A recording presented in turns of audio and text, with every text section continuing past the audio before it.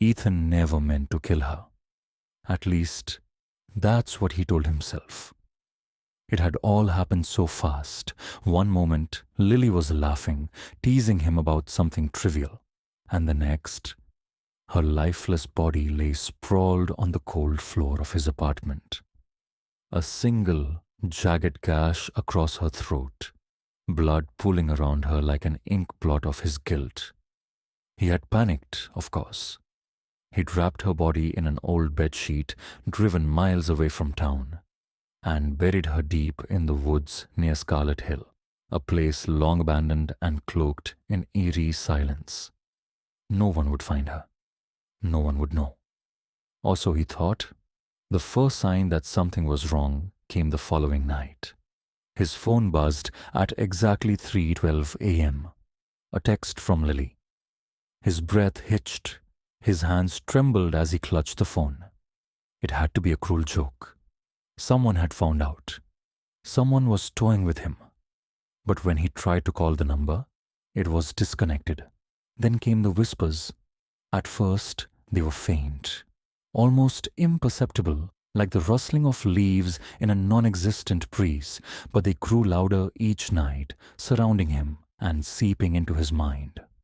Murderer, liar, betrayer.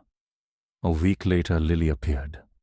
Not in the flesh, no, that would have been mercy. She came as something else, something twisted and vengeful. She stood at the foot of his bed, her throat still open, dark eyes filled with sorrow and rage. "You left me in the cold," she whispered, her voice a symphony of pain and fury. "Now I'll do the same to you." Ethan fled to his family's home, hoping for solace, for safety. But Lily followed. The lights flickered. The air grew heavy with decay. His mother complained of things moving on their own, objects crashing in the night. His father woke up with deep red scratches across his back. His little sister sobbed in her sleep, whispering about the lady with the broken throat who stood in her room, watching. And then, one by one, they began to disappear. First his father, then his mother. Their rooms left in disarray, no signs of struggle beyond the lingering scent of rotting flowers. Only his sister remained, until one night, she too was gone, leaving behind a single message scrawled in blood on her bedroom wall. "You're next." Ethan knew he couldn't run anymore.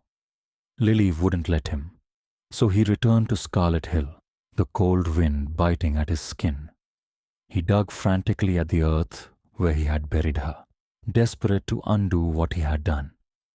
But when he finally uncovered the spot, he found nothing but an empty grave and a single bloodstained note. "I was never here, but you will be." A hand clamped around his ankle, cold, unforgiving. Ethan screamed as he was dragged down, the dirt swallowing him whole. And then there was silence. Scarlet Hill remained abandoned, cloaked in eerie silence, until the next visitor came.